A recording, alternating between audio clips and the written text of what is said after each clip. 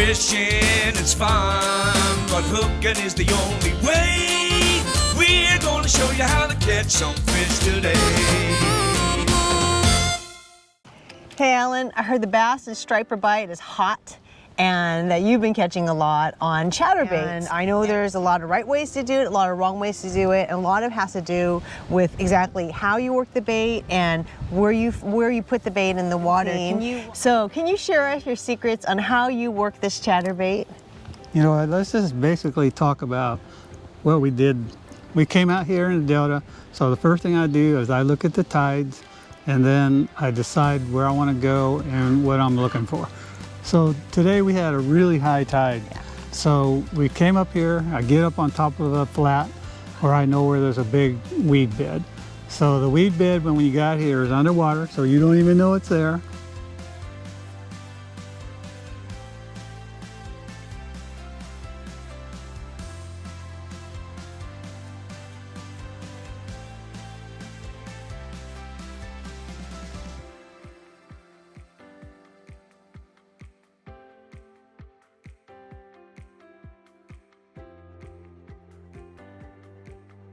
So number one, when you have a high water, usually the fish will move as close to the bank as they can.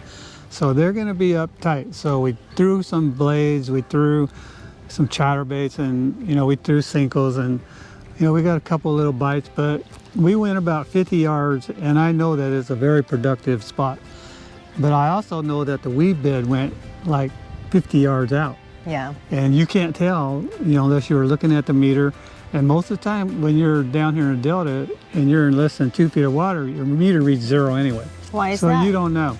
Because it doesn't sound through grass real good. Oh, okay. And they'll just go into default mode, and they'll say like 200 feet. So basically you really don't know, that it's there. But if you're not getting a reading, you're on top of a weed bed. Alrighty. So we started fishing that day and we didn't do very well, the first 50 yards. So then I picked up my chatterbait, because I know that weed bed went 50 yards out and it was like 2 feet deep, and then it dropped off into 4, 6, 8, 10. So I took my chatterbait and I started throwing it out, and whammo, I started catching fish. I started hooking them. Oh, man. Oh, nice one. Oh, nice one.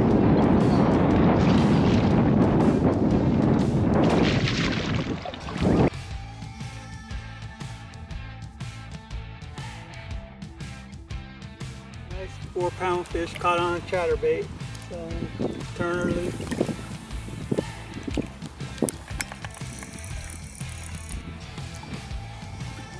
What are you?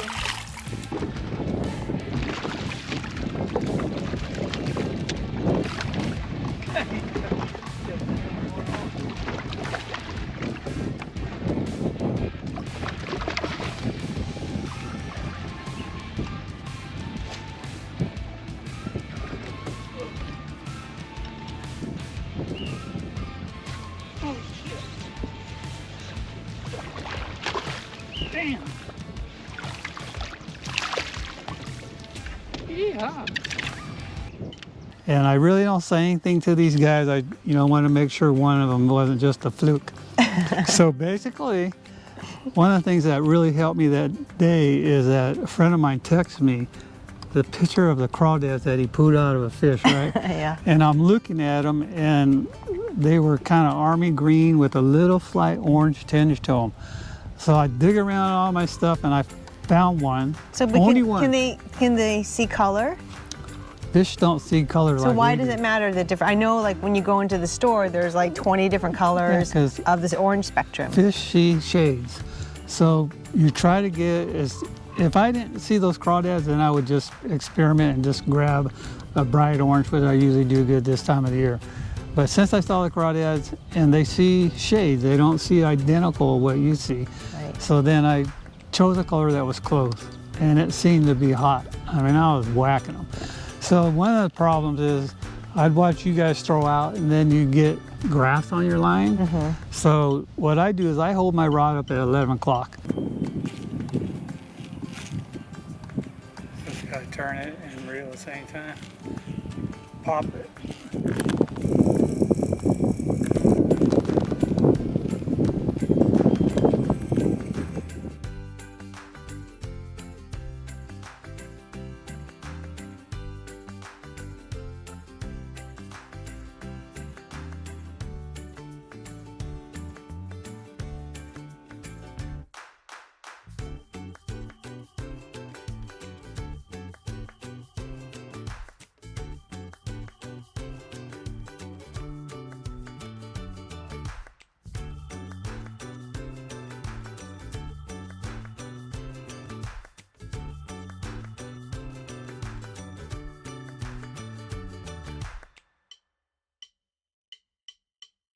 So when I cast it out, I hold my rod up in the air and I reel, and the reason I use braid is that when it gets grass, I can feel it, and then I twitch it real fast and the grass blows off of it.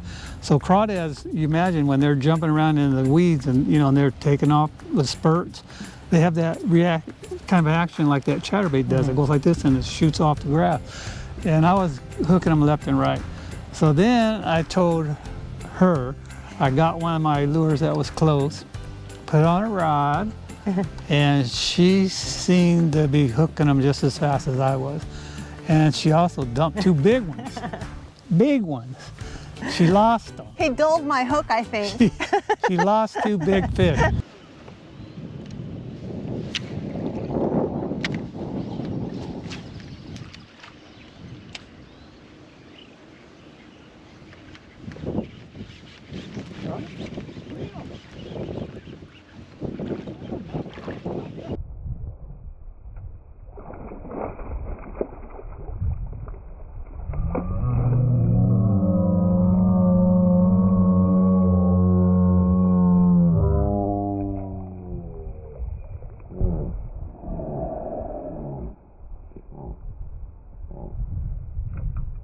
He was swimming right towards me. Jerking real like hell. He was swimming right towards us. I'm like, I gotta set that hook. But he was, I couldn't get any tension on him. The dude was just like, boom! That was a big one. Real. That was a big one. Did you see it?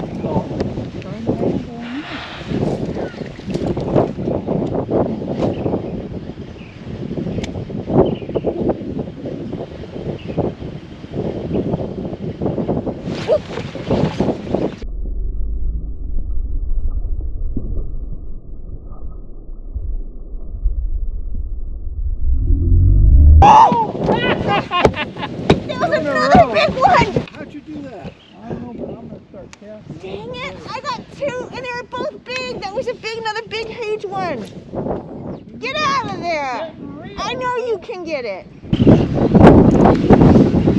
feel it load up, or you feel you crank and reel, and keep doing it until you feel solid. Damn! Trying to get about 8 or 9 times.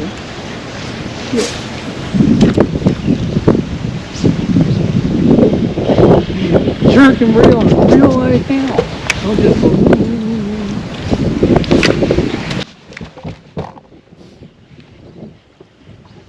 2 in a row. Reel! Ooh, no. Oh! That was Alan! That was Alan doing that. Yeah, you gotta set the hook. You gotta reel faster. Don't just be like, don't be like, Dang.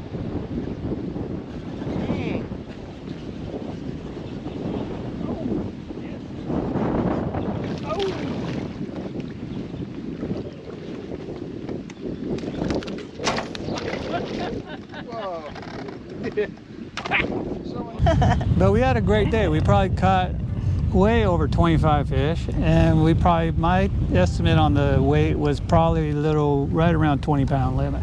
So it was a real good day.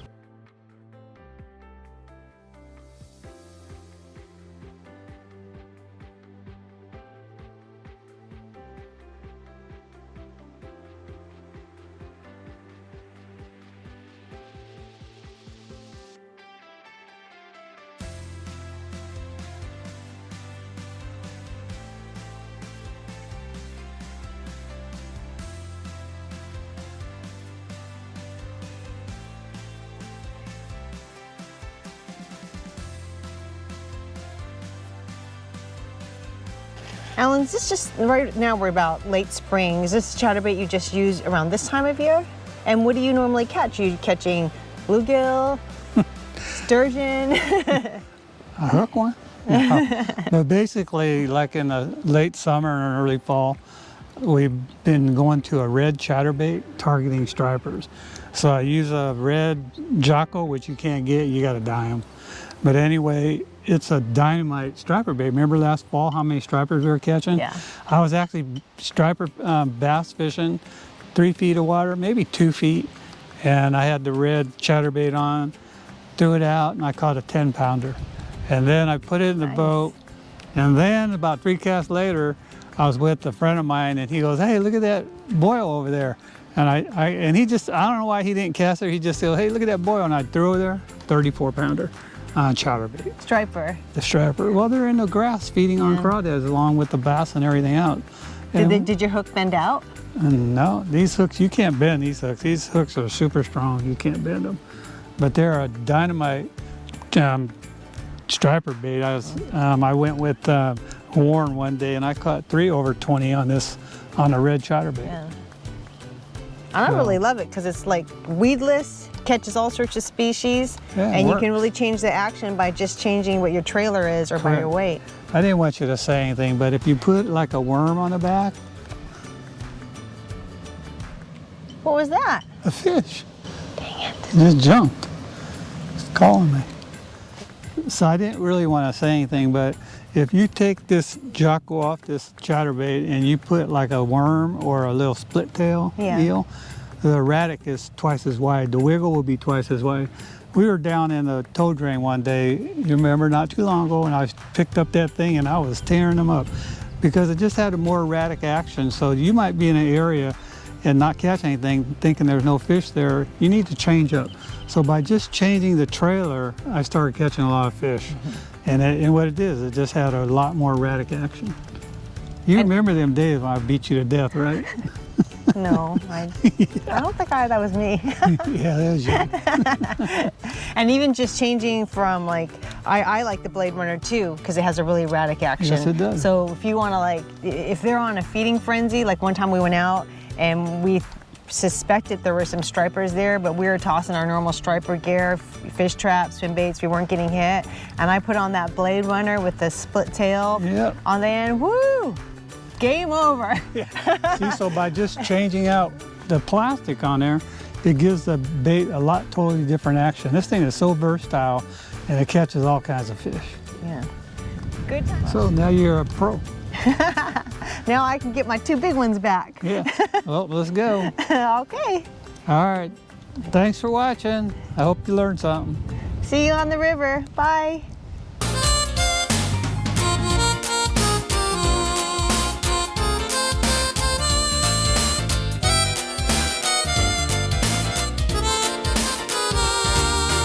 Fishing is fun, but hooking is the only way.